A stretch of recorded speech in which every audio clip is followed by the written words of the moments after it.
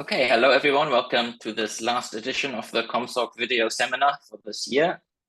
We have two exciting talks, and our first speaker is Alex Psomas from Purdue University. He did his PhD in Berkeley, then did postdocs all over the place at CMU, at Google, and works a lot on fair division, which today's talk is about, but also lots of other topics in voting, social choice, and other models. So Alex, please go ahead. Hi, thanks for the invitation, Dominic and Nishard. I'm very happy to be here. This is my first one. This is the first week I'm not teaching at 9 a.m. So for this semester, this is my first one. So today, the thing I want to talk about is fair division, and specifically. Oh, we see your presentation screen rather than the slide. I know how to fix that. Drop the external screen. Let's see. Let's see. Better? Very good. Okay, fantastic. So today, I'd like to tell you a little bit about some problems I'm thinking about in fair division with imperfectly rational agents. Today's results are from two papers. One was published in Europe with my student Pareto, and the other you can find an archive. It's joint work with Vasilis Gatzelis, Shizitan at Drexel, and Pareto, my student at Purdue. I was asking Dominique 5 minutes ago, but you are a series of experts, but so I won't go into details to motivating this problem because I can motivate it to you as being fundamental. So here's a fundamental problem. I have n agents and m indivisible items. The agents have additive preferences over the items. So agent I has value vij for item j. And the utility for a bundle of items is the sum of their values. And my goal is, given these preferences, to output an allocation that satisfies certain properties. Okay. And specifically, the property will be fairness, efficiency, and incentive compatibility. Okay. So let me tell you exactly what I mean when I say efficiency. The first notion of efficiency one might think of is Pareto efficiency. So meaning that you cannot strictly improve the utility of an individual without hurting another individual. But I will also discuss a couple more. One of them is SD efficiency.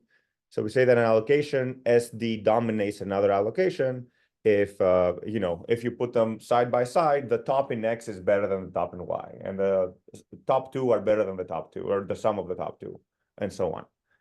Another one which we define, which is SD plus efficiency, same as the SD efficiency, but only defined on the goods with positive value. Okay.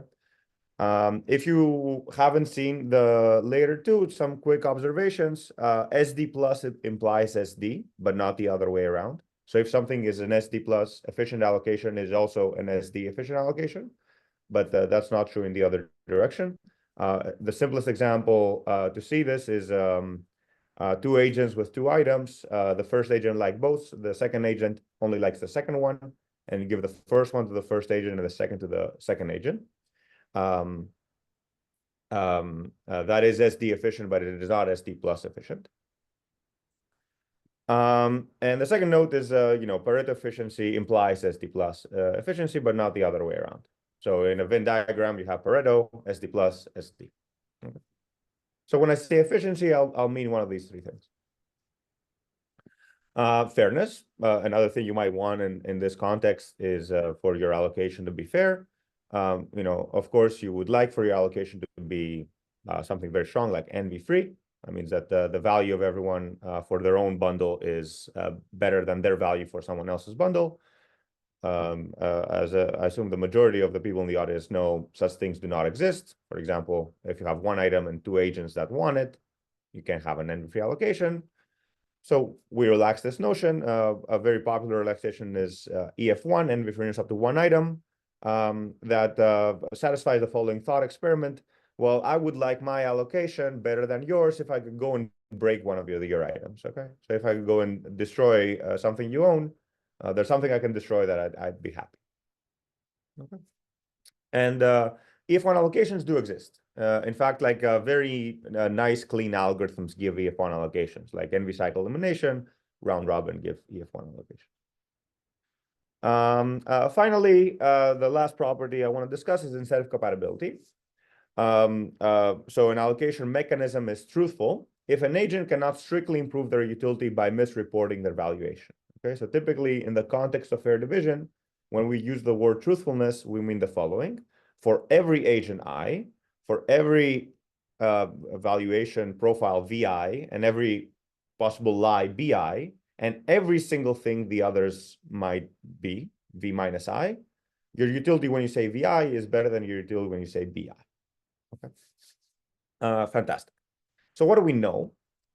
How can we summarize the state of knowledge with respect to allocation mechanism in this context and these three properties?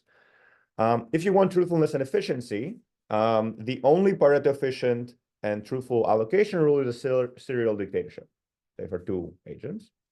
And in fact, I'm not going to talk about this, but we do strengthen this in the result with Vasilis, Shizi, and Partosh into the only SD plus efficient and truthful allocation rule is a serial dictatorship. And that holds even if the values can take one of three values, 0x, y. So if Vij is either 0x or y, and you relax Pareto to SD plus, you still get the same impossibility in a sense. Why am I calling this impossibility? Because a serial dictatorship should not be fair no matter how you define fairness. Okay, that's a sanity check for your fairness definition. A serial dictatorship should not satisfy it. Fantastic. There's a wonderful, beautiful result by Amanatidis et al. That says that if you want to have a deterministic truthful mechanism that always outputs an EF1 allocation, you can't. Okay, so there's no such thing. And the last pair on this triangle we can get. So if you want to be efficient and DF1, we know some ways to do this. Arguably the cleanest way is by Karayanis et al. Saying that the integral allocation that maximizes the Nash welfare, the product of utilities, is EF1, in addition to being Pareto efficient, trivially. Okay. So this feels like a pretty tight picture in a sense. What do we do? This is the following direction we take. So truthfulness, as you can see, seems to rule out every single reasonable mechanism, right? Because either it tells you it's a dictatorship if you want to be efficient, or it just tells you can be F1, which is a pretty fundamental notion of fairness. So what was the thoughtfulness? The thought experiment for truthfulness? In a sense, we're thinking of the agents as doing the following in their minds. They say, well, or the designer say, I'd like my mechanism to protect against every single possible deviating strategy. Okay, that's what we're protecting against. So the research direction here is do less. Okay. That's the thing I want to advocate for. Okay, let's do less. So today I will do less in two ways. I will try to design mechanisms that don't protect against all deviations, but against all obvious deviations, and I will define that for you. And the second thing, I'll try to design mechanisms that don't protect against all deviations, but all good in expectation deviations. Okay, and I'll try to see if when I relax the truthfulness requirement to one of these two things, what can I get now? Okay, can I now get nice mechanism? Any questions so far? So the rest of the talk is part one, obvious deviations, part two, good in expectation deviations.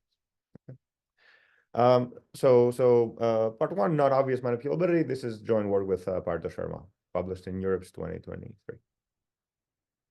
Sorry, what year is this? 22 last year.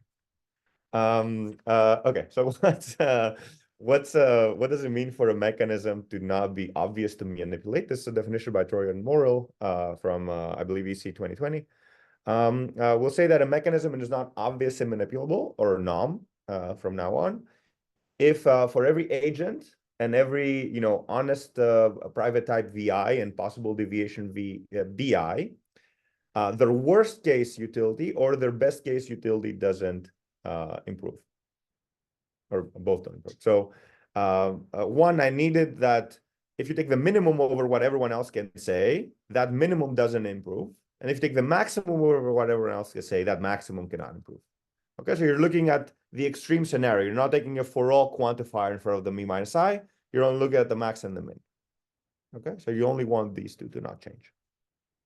Okay, so a mechanism is num if agents cannot improve this best case and worst case utility. Okay, so that's your thought experiment where you're thinking of reporting BI instead of VI. You take a worst case over and best case over the V minus I's. Okay. So now our question is, can we get Pareto efficient DF1 and num mechanisms? Okay. So let's take it easy. Okay. So first, an easy or a lemma that we can show is that round robin is num. Okay. So round robin is not obvious to manipulate under this definition of obviousness. Why? What's your best case utility when you play in round robin? Well, in the best case, you'll get your top m by n item. Yes. On your first, in the first round, you'll get the best one. And in the second round, you get your second best. No one took it. And the third one, you'll get the third best, and so on. And this is, impossible to improve upon, right? Because round robin always balance allocations that give everyone m by n items. Okay. So when I say VI, there is something that could happen where I get exactly my top m by n items, and that's impossible to improve upon. So I cannot possibly improve my best case utility by deviating. What about my worst case utility? What's the worst thing that can happen to me when I say VI? The worst case that can happen to me when I say VI is everyone else also says VI. Everyone else has exactly the same ranking over the items. What happens then? If I go first, say I'll get my best one and my n plus first one, and so on, right? So fixing everyone else having the same ordering as me, if I pick according to BI, which is some other ordering, I can only do worse. Okay. If I don't take my best one in the first round, it's gone.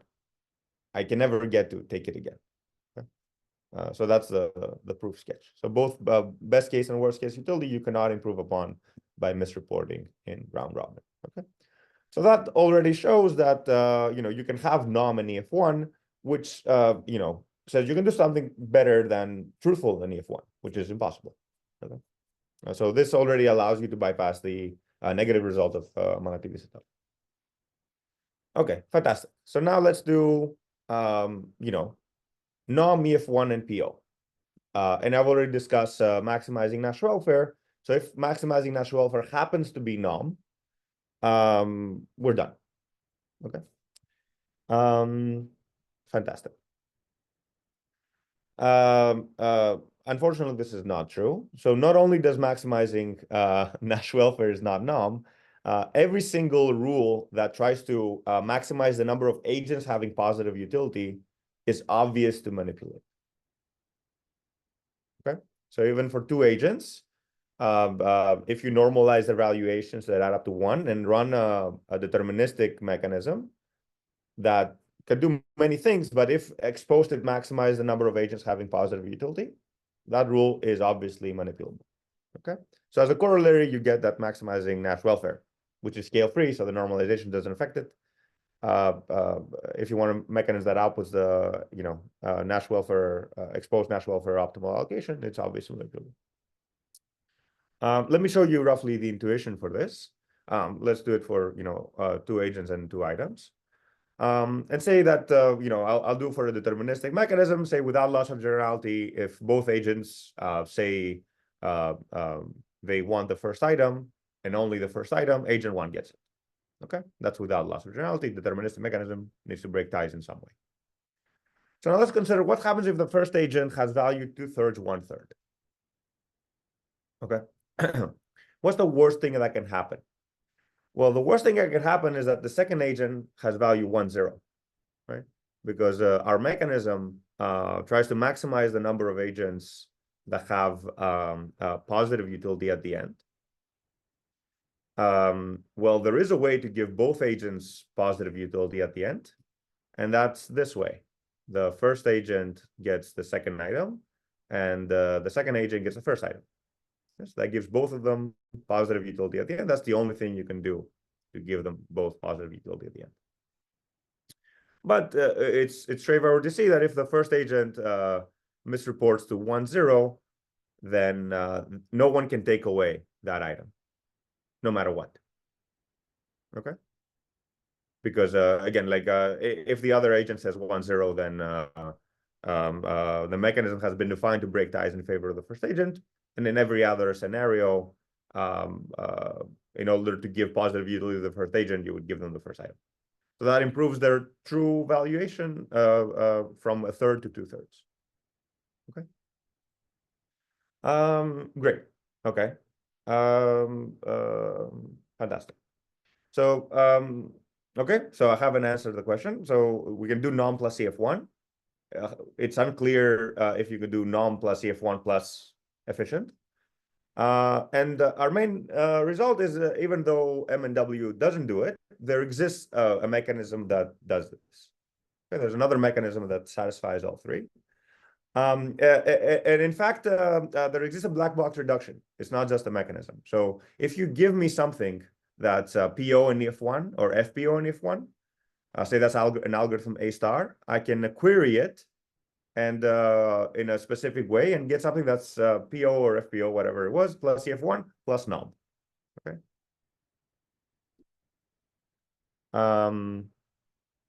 Great. So using as a using A star an algorithm by Gargan Murhakar from 2021, you can get a fractional very efficient EF1 norm mechanism in pseudo-polynomial time. Okay, overall. Okay. So let me tell you the intuition of why this is true.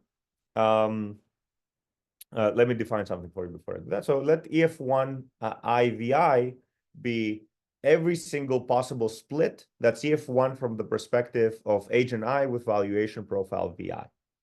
Okay. So what our black box reduction does is that it guarantees that when you say BI, every single possible allocation in the set EF1 IBI is a possibility. Okay. So when I say BI, there exists something that could happen such that I get something that's CF1 with respect to BI. Okay, but every single thing in that set is a possibility. Okay. So now let me state a structural lemma, and I hope just by the statement you're convinced that that structural lemma would imply norm.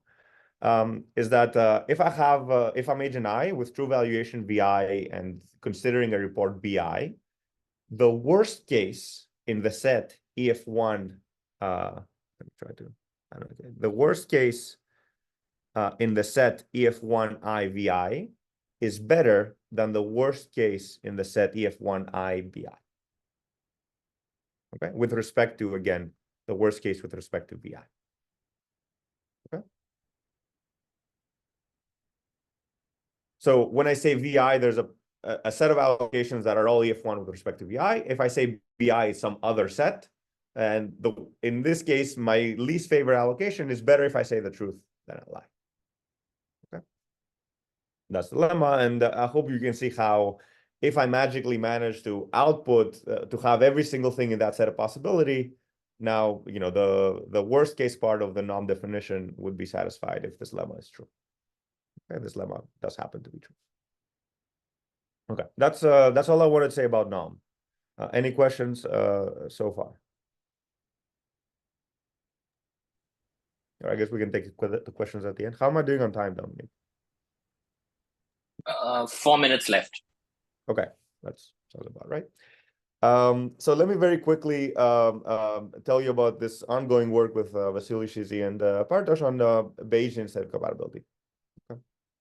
So a mechanism is Bayesian set compatible if for every agent I with valuation VI and the possible report BI, their expected utility is better when they say VI versus saying BI.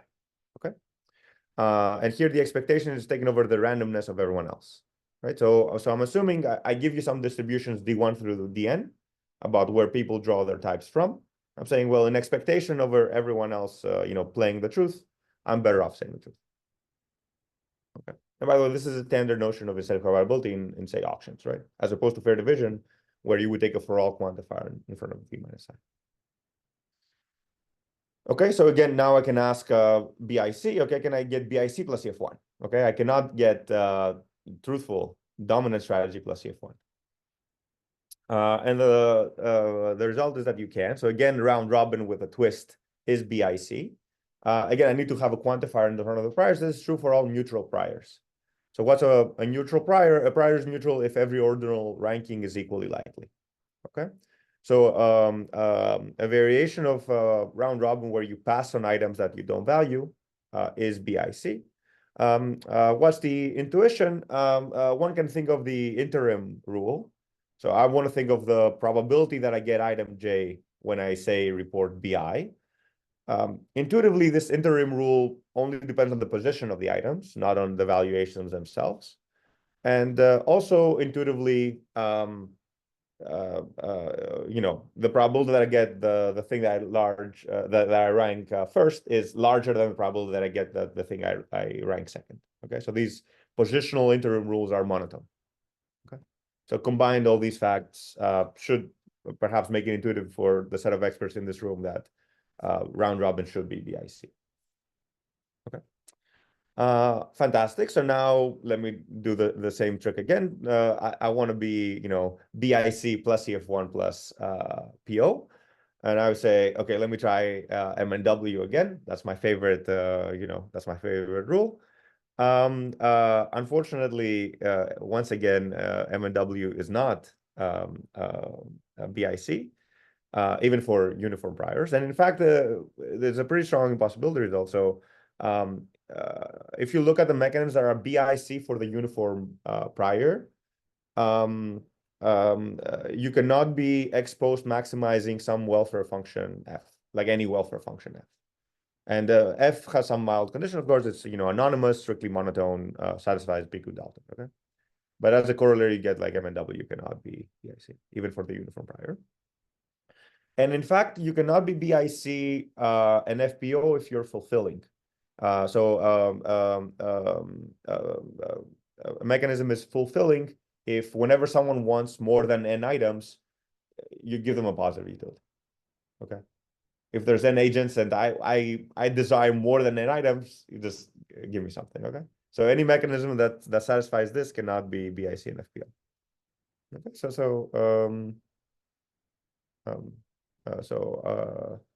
So what's so unclear in a sense what you can get with BIC. Okay, so we still don't know if you can get BIC PO in F1 in a way that falls through the cracks of these two theorems. So that's an open problem. But what's wrapping up? What's my take-home message? That even though there are no reasonable DSIC mechanisms in fair division, there are pretty good BIC and non mechanisms. Okay, I really believe in this direction of relaxing in self-compatibility in this context. Thank you.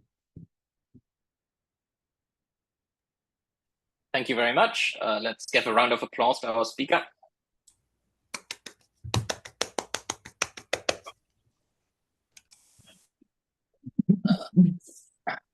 So there's been a few questions in chat. You can either take them yourself or I can read them out. So for example, Nisak asks that like a clarification question about when I submits BI about the reduction that is worst among. No, it's not that the mechanism doesn't output I mean, it does output a specific allocates, but from your point of view, your true valuation is VI. So that's what you're scared of. You're scared of the worst with respect to the truth, right? Like you're a very risk-averse person, right? You're saying like, well, I'll say BI, but like, what's the worst thing that happen? Oh, the worst with respect to VI, right? Not BI. That's the thought experiment. Again, it's a it's a thought experiment we're trying to predict against, right? What's the second question? I forgot the computational aspects of the norm EF1PO. Yeah, this also answers that, because it's not the mechanism doing the computation. It's kind of the computation is happening on the agent's reasoning side. Yes, indeed. Yeah. Indeed. Okay, got Okay. it. So like, you're okay? Okay. Let's see. But how can you compute? You don't understand. How can you guarantee that every possible outcome in the set can be returned in a deterministic an way? artifact of my reduction. That's an artifact of my reduction. Like the reduction is, you can think of, I define a big mechanism, and inside I'm querying a star, the mechanism that you give me. And if you look at my mechanism, I can guarantee that everything that's in EF1 IVI is a possible output. Okay, that's just an artifact. We can discuss more offline, but it's it's a.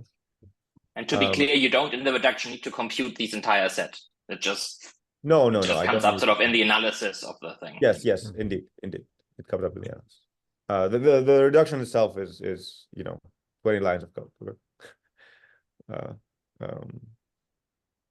With no for all exponential things loops. Okay. M&W doesn't inherently need to maximize the number of agents that have positive utilities. Particular choice made by those Carians. Is it possible that a slight variant of M&W that deals with zero utilities differently is non-EF1 and PO?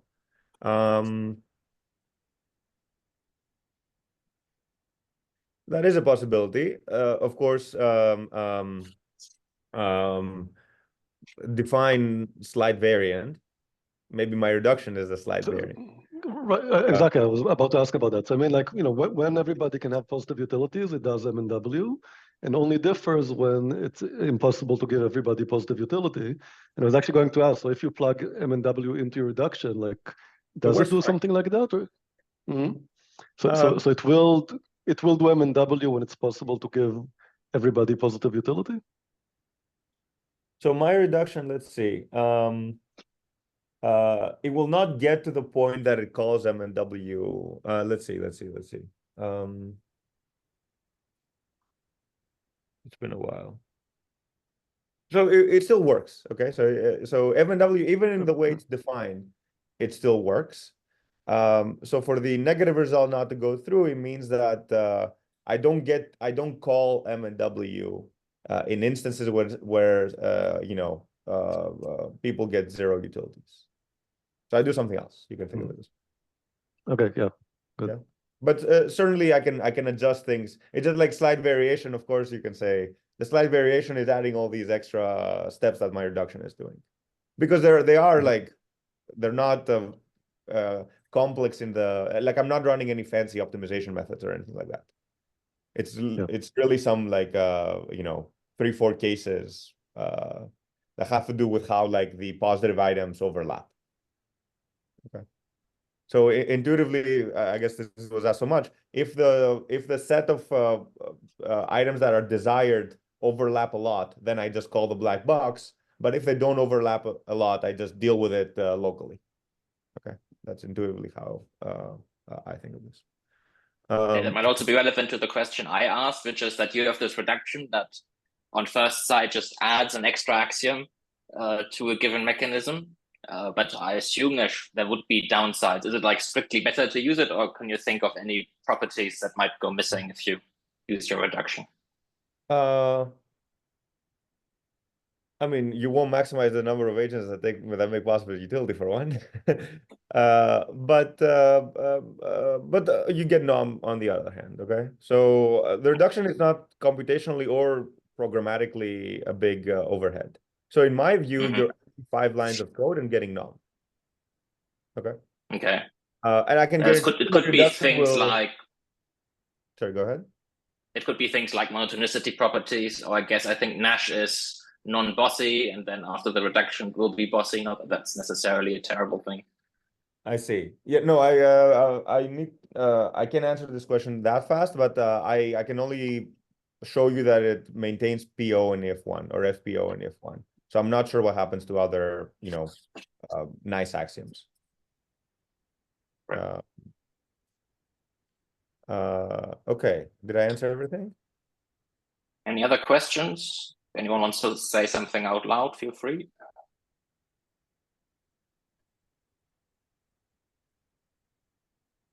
You talked about indivisible items, but what do you know what happens in the divisible case? Is there an analog result? That's a great question. So for norm, I don't. For BIC, I do. So the paper, this is half the results. The other half is on k-cutting. And there you have a similar story. You can bypass, there's been like last year some pretty strong impossibility results in k-cutting plus truthfulness. And those are bypassable to some extent by going from truthfulness being DSIC to BIC. For norm, I don't know, embarrassingly enough. That's a very good question.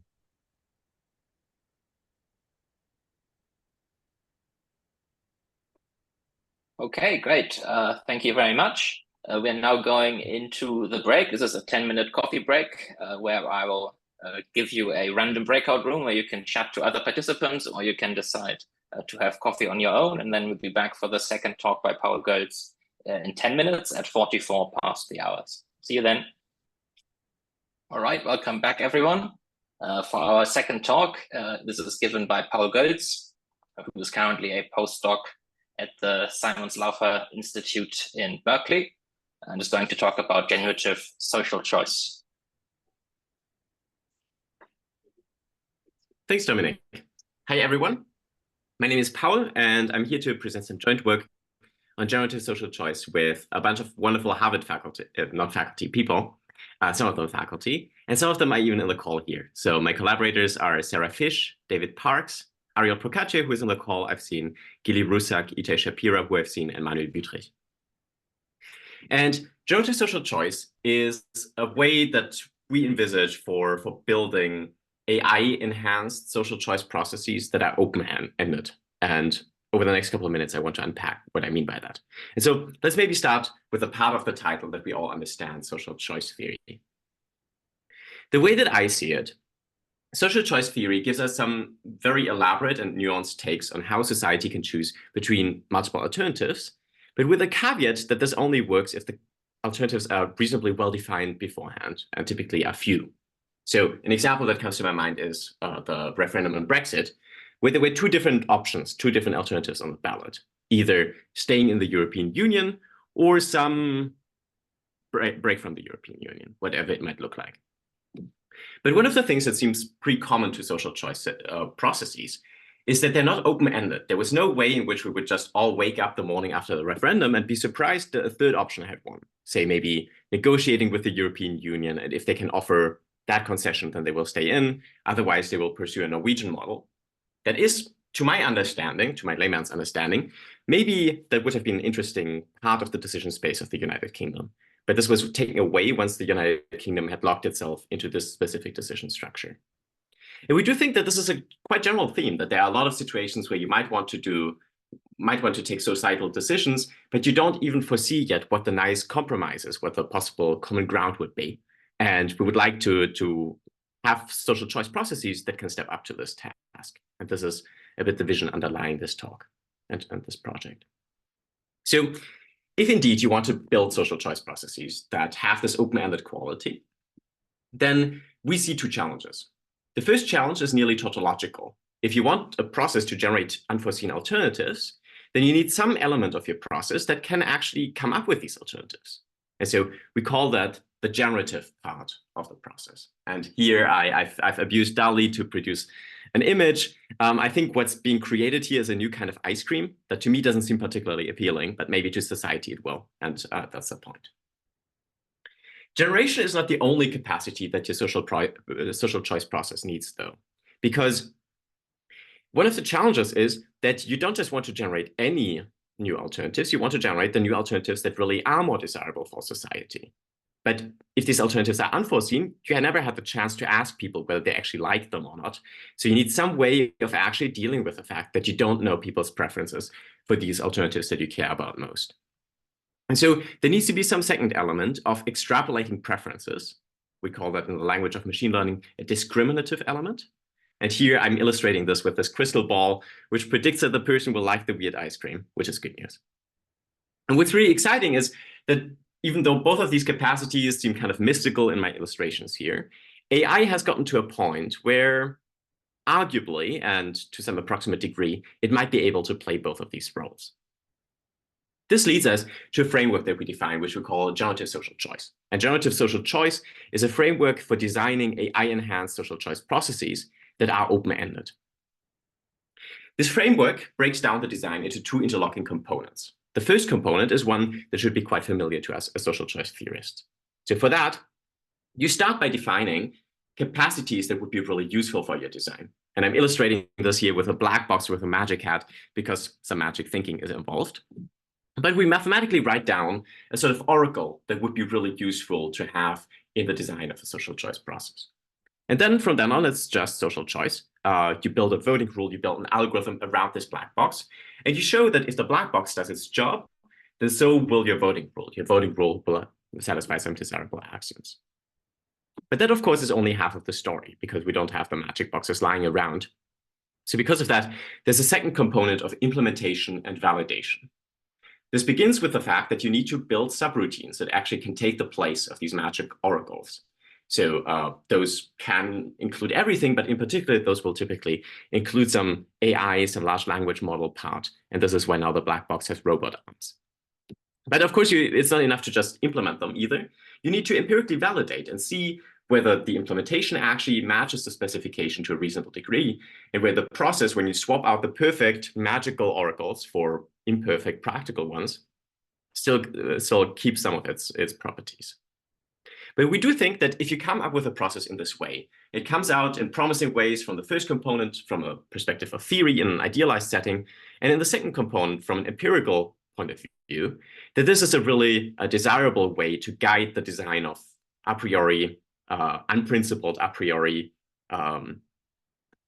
systems that are hard to prove something about, but to nevertheless steer the design of these processes by social choice theory. All of this has been very abstract. So let me now, for the rest of the talk, narrow in on one specific application domain, which I might summarize as a representative summarization of opinions. This addresses a task that is, for example, faced by online participation platforms such as Polis and Remesh, if you've heard of them. So this here represents my voting rule, and there are inputs coming in and outputs coming out. So the inputs are, for a large population of users, free-form textual expressions of their opinions. And this is, for example, something that might come out of Polis or Remesh. What we want to produce is a slate of k-many statements. So think of this as a committee, if you want. We're trying to use a language here that's less immediately tied to multi-winner elections. But this is really in the background. We want to choose here, for example, k equals 5 different statements. They're not supposed to be a single consensus that everyone agrees on, but they're supposed to represent the variety, the diversity, and the relative popularity of different points of view in this underlying population. And our goal is that the slate should be representative. And before I will define this in the form of an axiom in a couple of slides.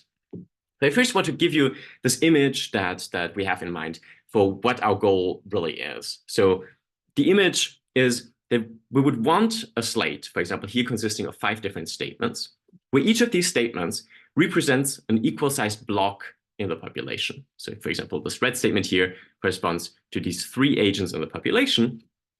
It's such that there's a pretty high alignment, or as high as possible, of an alignment between the statement being chosen and the block of agents it represents. And of course, there's a lot of precedence for this. So for example, this is very closely related to Monroe's vision of fully proportional representation in 1995. Very similar visions have been articulated in balanced clustering. There's a way of seeing this as a form of optimal transport. And this is, at least philosophically, this is really what we're aiming for in the summarization of opinions. Let me now zoom into the first component of this framework, namely, guarantees with perfect queries. The model is quite simple. I just want to put it up here just so that we have some grounding. It's not just all talk and large language models.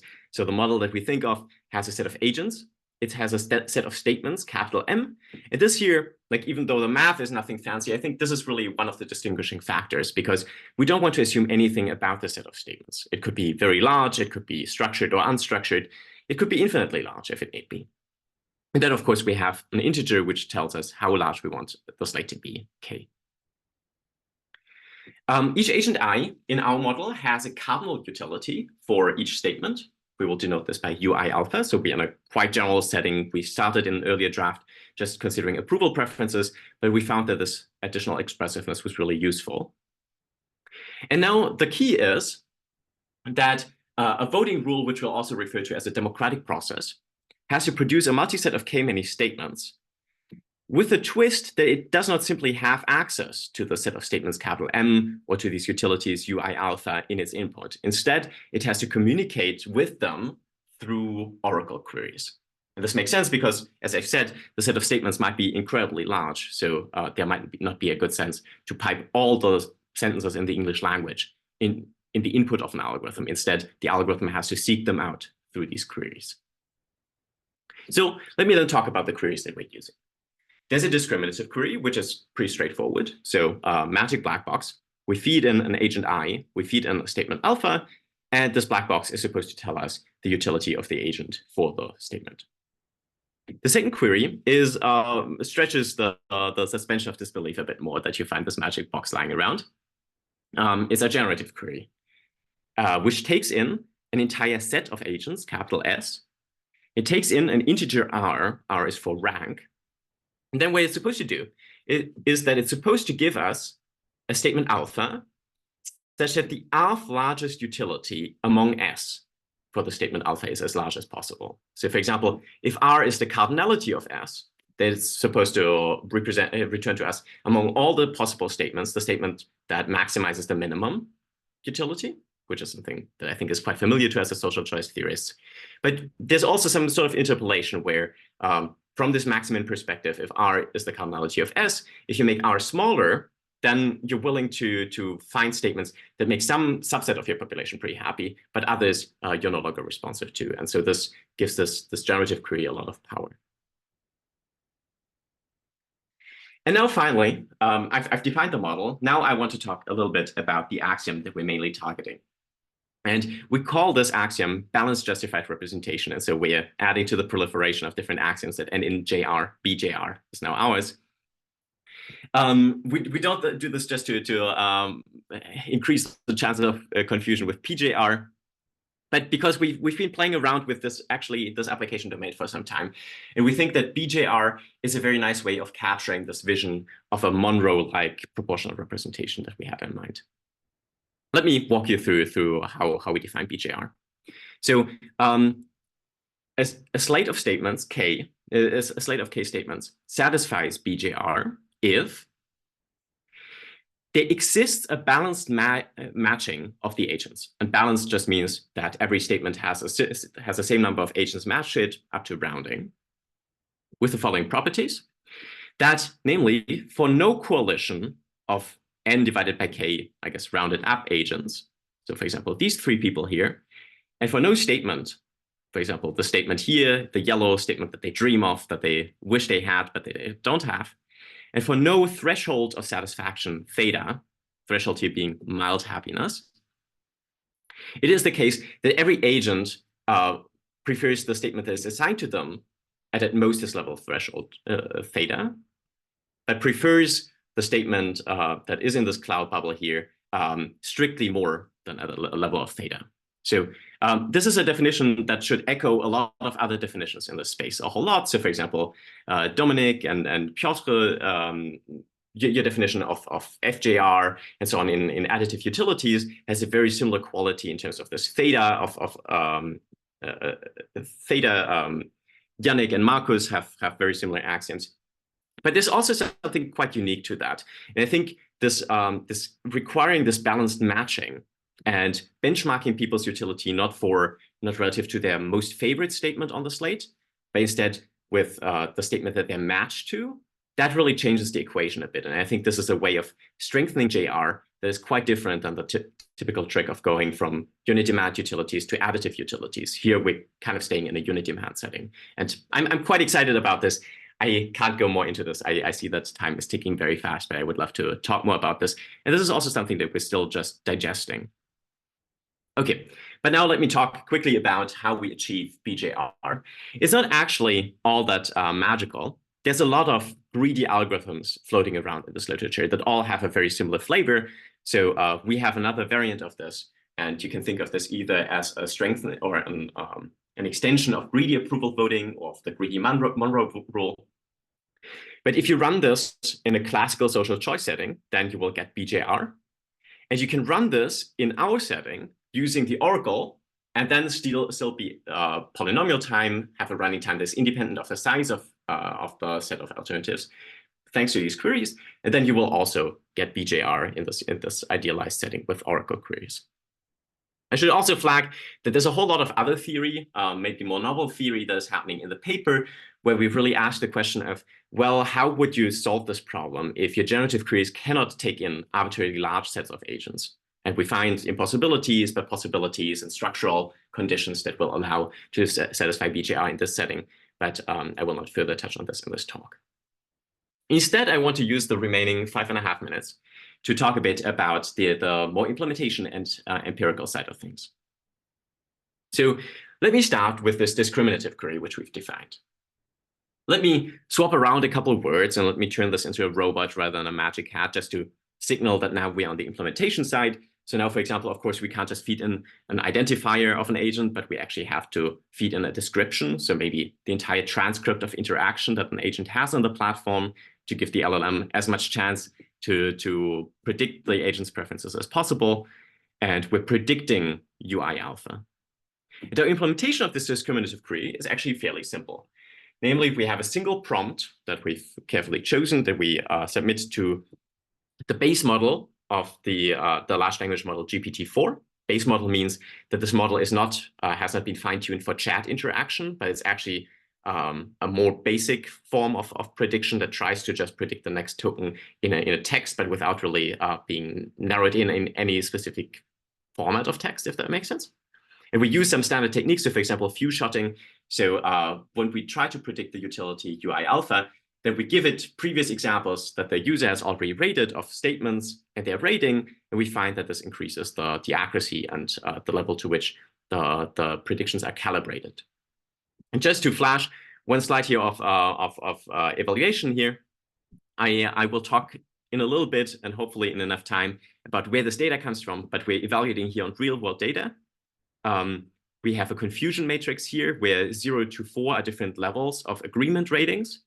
And the thing to take away from this plot is that this diagonal is quite pronounced. So between the ground truth on the row and what the LLM predicts in the column, there's quite a bit of agreement, and we do recover a lot of signal, and we're able to extrapolate preferences to an extent that I find quite impressive. Let me now quickly talk about the generative query, which is trickier. So again, we changed this a bit around because now we will only feed in descriptions of the set S of agents, and we really have not much hope to get the optimal ground truth statement among all the statements that maximizes this alpha largest utility, but we can still hope for a large one, and we'll try to push this as fast as we can. We tried to also implement this using a single prompt to a large language model, but we gave up on this approach pretty quickly. And instead, we settled on an ensemble approach, where we actually just have different ways of generating promising statements.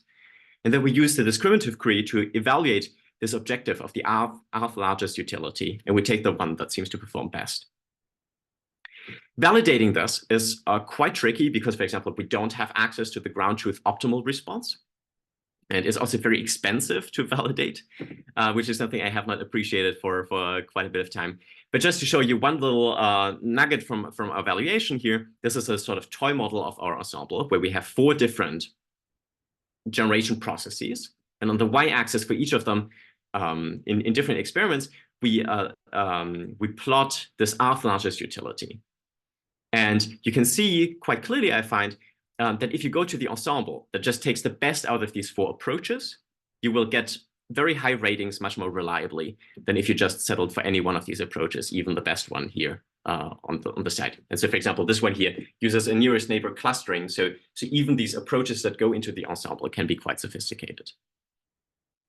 I'm running out of time, but I want to very quickly tell you about the fact that we've actually taken some of this into practice.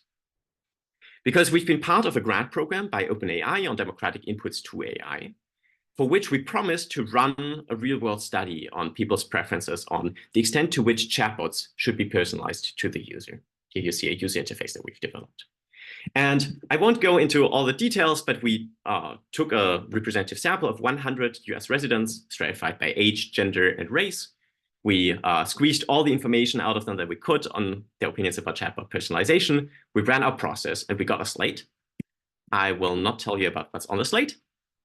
But we then look quite closely into that, and we find that the slate actually really does recover a lot of the information of how people feel about chatbot personalization.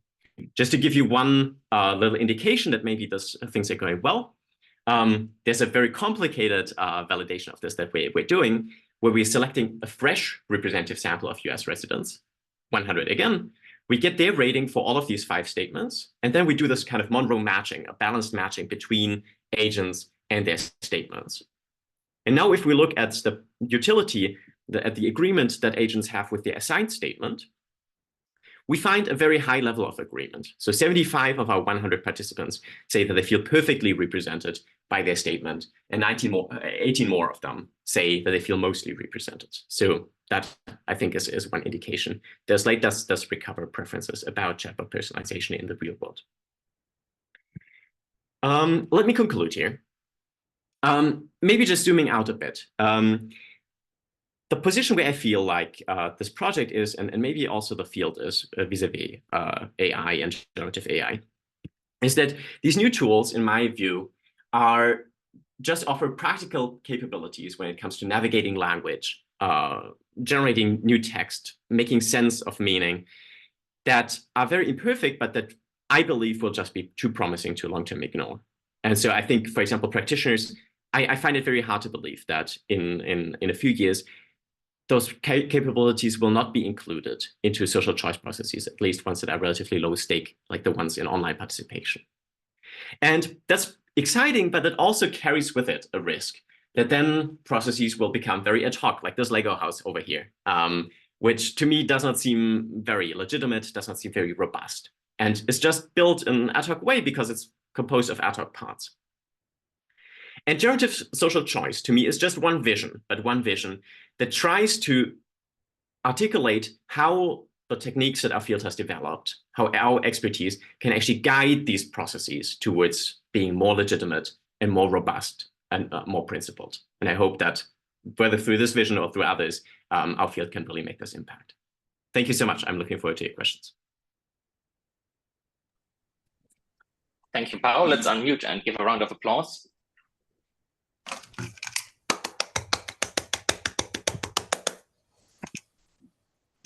There are lots of questions, but since I'm the moderator, I get to go first. And I mean, I'm super jealous that you have access to the GPT-4 base model. Was it actually more useful than the chat model? I would not say so. My personal impression is that it has like calibration, which is very useful, right? Like for the kinds of plots that we want there. So something we've seen in other experiments in the past is that these chat models tend to be biased towards, for example, predictions towards the middle because they don't want to be too wrong. So even though they think that there will be a high agreement or low agreement, they try to play it a bit safe and play towards the middle. So this is one big difference. We also use it because we were able to not just get a point prediction of the rating, but we actually get the posterior distribution of the model thinks about how likely different ratings are.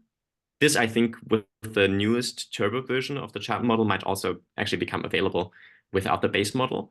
I've heard in the past that people assume that the base model is much more powerful. This has not been true in my personal experience, and it's really annoying to get it to do what you want. With few shotting, I think you can get it pretty reliably. Okay, great. Stefan Forster, do you want to ask your question out loud? Yeah.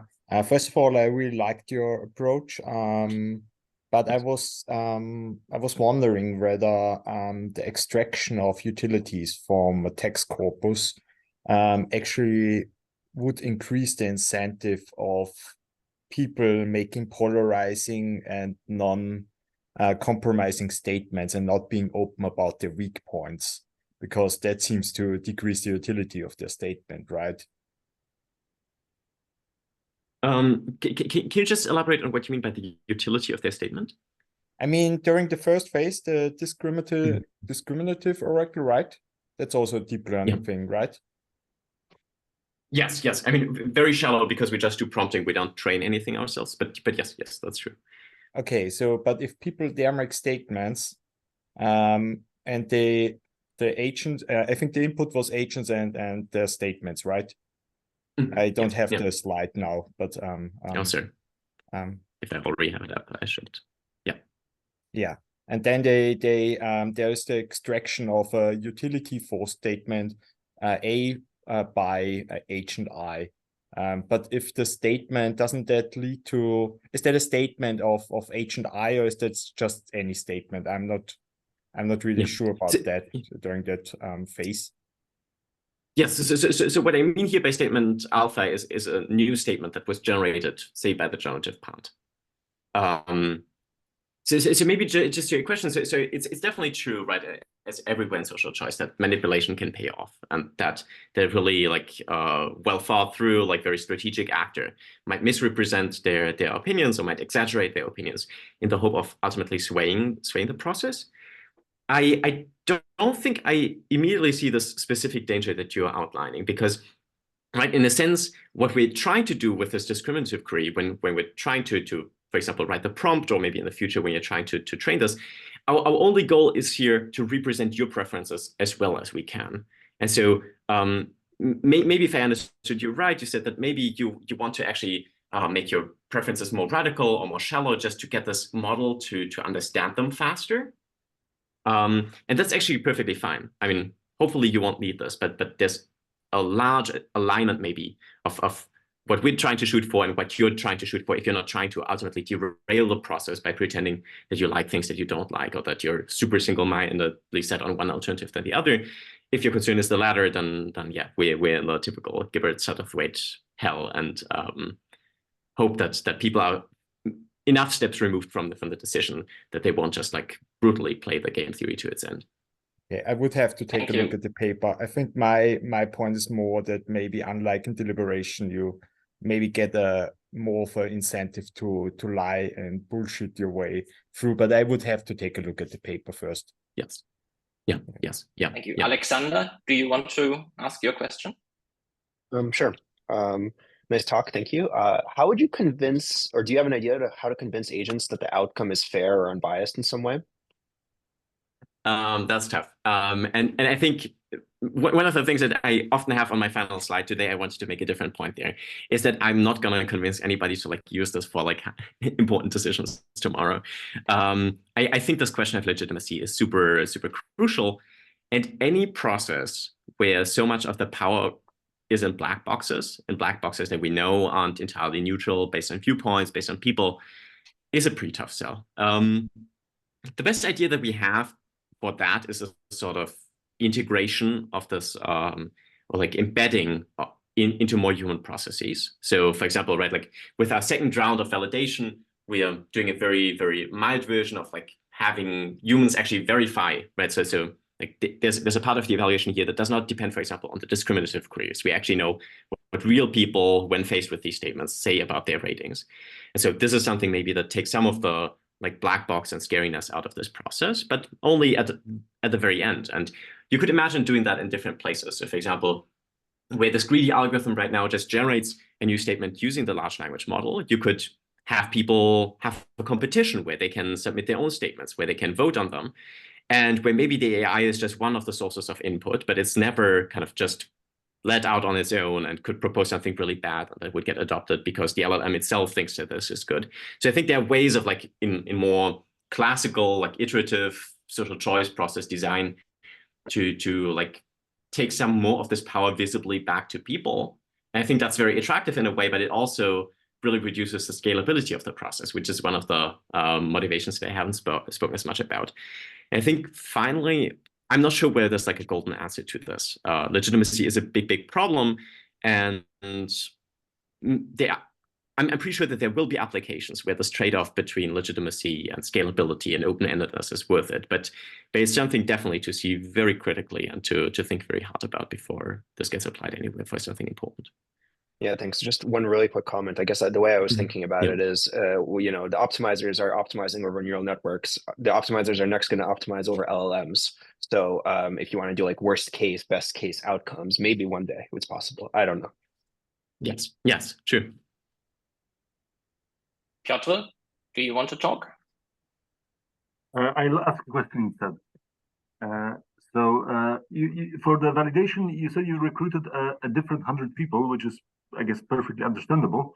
But it's also very natural to actually ask the original 100 how they feel represented by the slates, and whether they feel represented by what you think they're represented. So did you try that or not?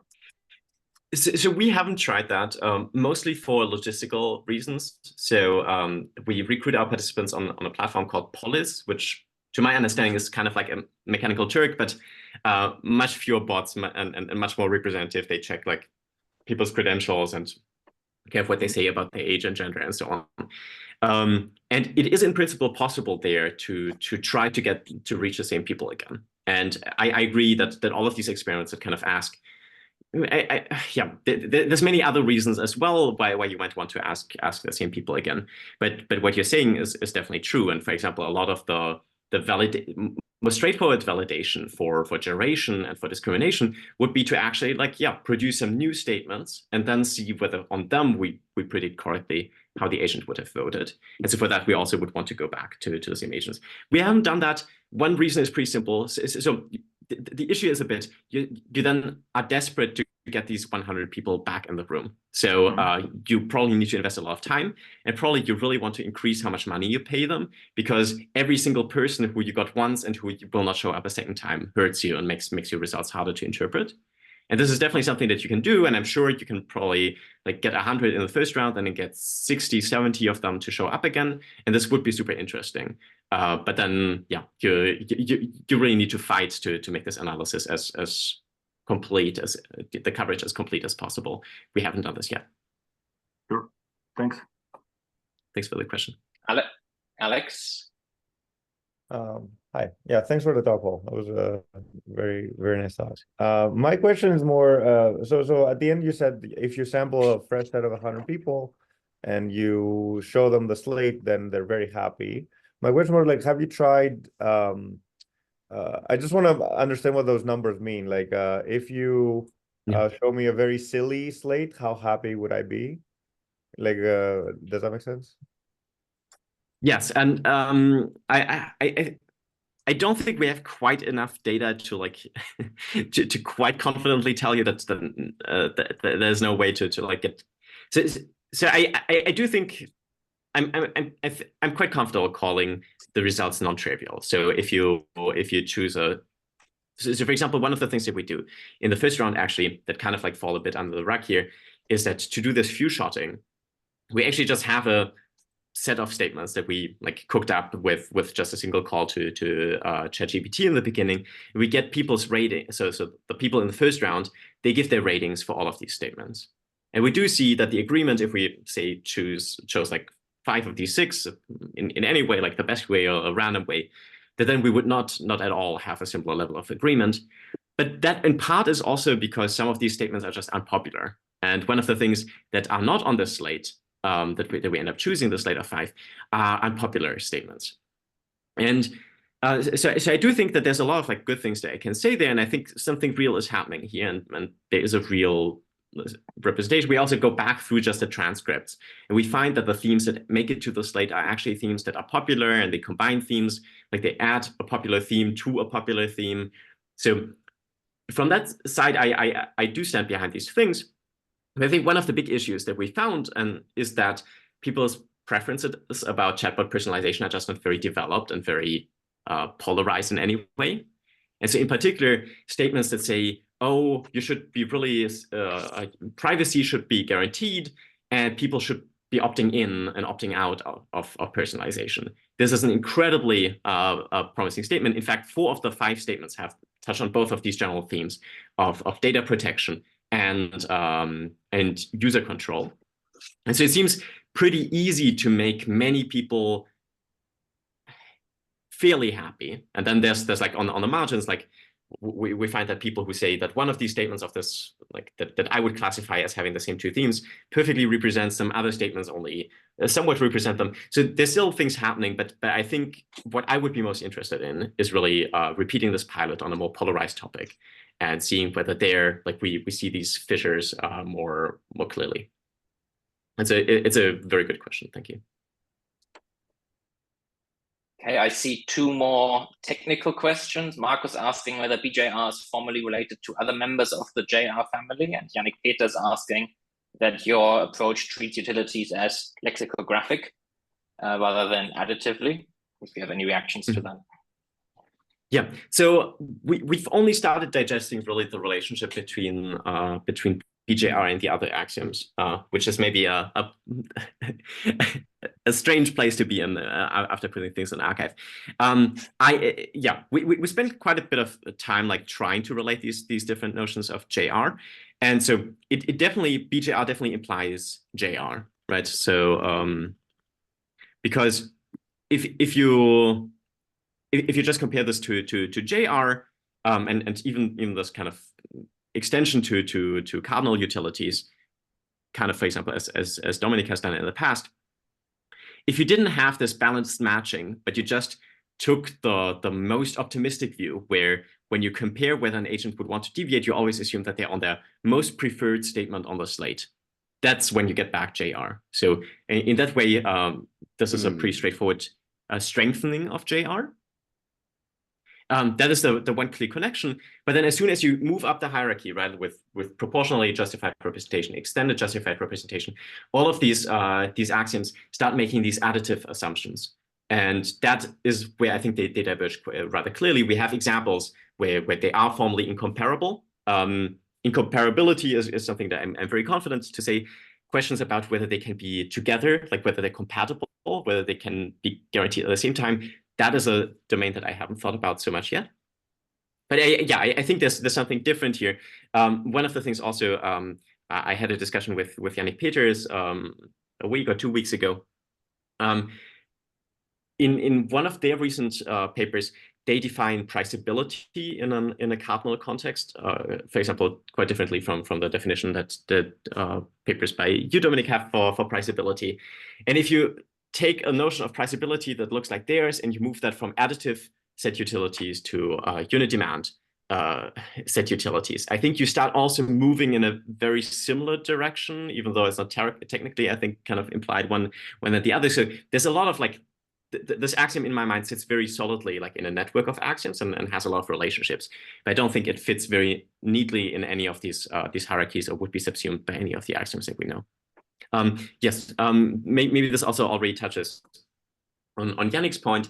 Yes, I think this is kind of the point to me that so we're motivated a lot by an example that I think can only really arise when you have cardinal utilities rather than approval utilities, where we found that a lot of the axioms like EJR, even PJR, what they would really encourage the algorithm to do is to trade off. So essentially you have 2 blocks of agents, and they either can be represented by a statement that they really like, but the other block doesn't like, or there are 2 consensus statements that they both like to a pretty high degree. And all of these axioms that make additive assumptions, I think, put in a very high pressure to the axioms to make this Pareto improvement, to trade off like in an additive sense and represent both of these blocks by kind of milquetoast consensus views. And in many contexts, that makes sense, right? Like if you're doing participatory budgeting, you don't want like a lot of like different projects that only one little constituency loves a lot and everyone else hates. But if you're trying to summarize opinions, and I think arguably you want something that to me sounds much more like unit demand, much more like Monroe, rather than trying to optimize everyone's utility for the overall slate. And like that seemed to wash out differences in a way that we didn't want. Thank you. Maybe one last question, sort of summarizing a few that have been ask is, so you've looked at the 100 inputs you had and the slate you got, and you said that it's reasonable. If you had written your own slate by hand, would it have been better or worse? And would GPT-4 sort of in one shot, if you ask it to please summarize it into 5 things, how would it perform?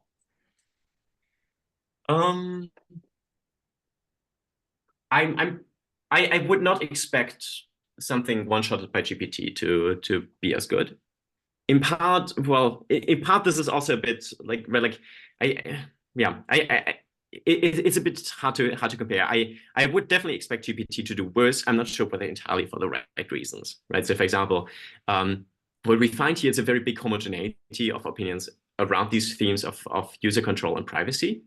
And I would expect, like, just based on my experience, so this is like speculating more about the output of a stochastic system than one probably should, that, for example, in my experience, when working with GPT, there's a lot of pressure on diversity and saying very different things of it in different, like, if, for example, if you ask for bullet points, this is something that I think definitely would hold back GPT if you just ask it in a one shot. I also think that in general, GPT just isn't really good, right? Like, this is also why we're breaking down even the single generative query into multiple ones, because GPT is pretty good at like picking out like the major theme that it might totally do, but then actually reasoning about that and like doing that in a more nuanced, more fine-grained, more quantitative way is something that it doesn't really do well out of the box. So that's a comparison I'm quite comfortable with. I don't exactly know how I would address it by hand, and I've like looked through nearly all of these statements by hand and read them, and I do see these themes, but I'm not sure whether I would really know where to start if I was just writing a representative slate. Because it's such an open-ended task, and right, like people's preferences are so multifaceted and they connect along different directions with different things that other people say. And so I think that to me is also something that is quite attractive, that I don't even know how I would instruct a human labeler or how I would like proceed myself, if not through a process that is as structured as this one. Okay, thank you very much. Let's give another round of applause to our 2 speakers today.